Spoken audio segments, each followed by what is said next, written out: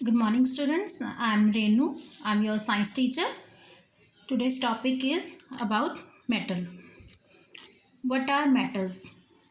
Metals are the elements, except hydrogen, which form cations by losing electrons. Examples: gold, silver, copper, tin, lead, iron, mercury. Totally 92 metals are there along with metalloids. Physical properties of metals. बच्चों, आपको मैंने अभी metals के बारे में define read करके बताई है। अगर मैं आपको बताऊं कि मेटल क्या है एक्चुअली, तो मेटल्स जो हैं आपने देखा होगा कि आपके घर में लोहे की बनी हुई चीज़ें हैं, तांबा आप देखते हो, और गोल्ड की ज्वेलरी आप पहनते हो, पेरेंट्स भी पहनते हैं। और आपने देखा होगा चांदी, सिल्वर। तो सोना, चांदी, तांबा, लोहा, ये सब क्या हैं? ये सब मेटल्स हैं।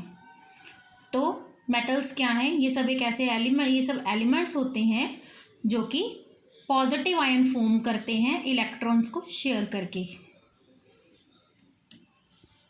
मेटल्स की प्रॉपर्टीज़ क्या हैं? अभी मैंने जिन मेटल्स के नाम लिए हैं, सोना, चांदी, तांबा, लोहा, इन सबको ध्यान में रखना है आपने। तो सबसे बड़ी बात क्या है? फिजिकल प्रॉपर्टीज़ दिखती कैसे हैं, ये क्या क्या इसमें इसकी खूबियाँ हैं। फर्स्ट है हार्ड।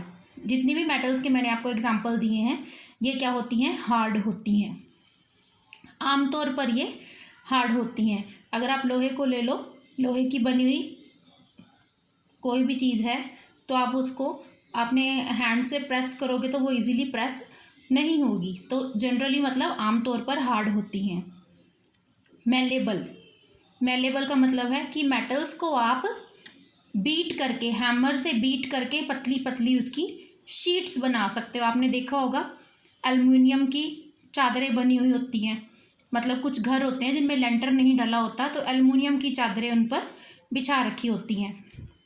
गोल्ड और सिल्वर जो हैं, ये बहुत ज़्यादा मेलेबल मेटल्स हैं। इनको अगर हम हैमर से बीट करें, इनको हथौड़ा इनके ऊपर मारें, तो बहुत बारीक बारीक पतली पतली चादरें बन जाती हैं। नेक्स्ट जो प्रॉपर्टी है वो है डक्टाइल।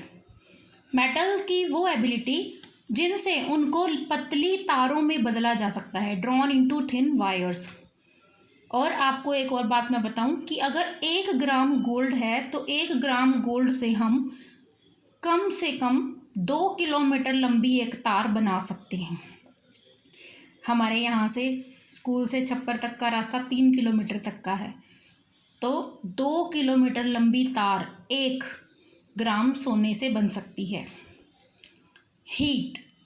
मेटल्स जो होती हैं वो गुड कंडक्टर होती हैं हीट की। आपने देखा होगा घरों में जो यूटेंसिल्स हम यूज़ करते हैं, तो अगर कुछ खाना पक रहा हो और आप उसको छुएं तो वो बर्तन गर्म हो जाता है, तो इसका मतलब हीट के गुड कंडक्टर हैं ये। बेस्ट कंडक्टर कौन से हैं?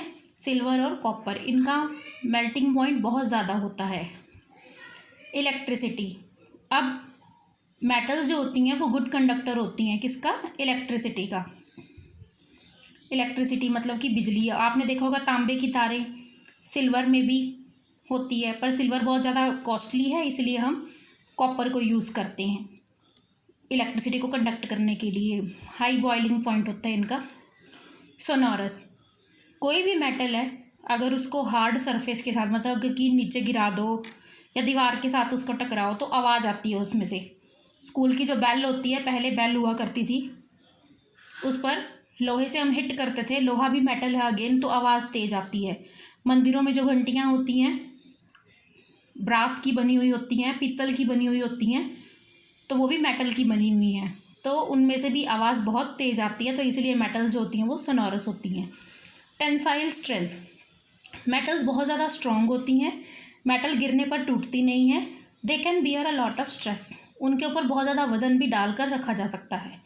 लस्ट्रस। मेटल्स जो होती हैं वो शाइनी होती हैं।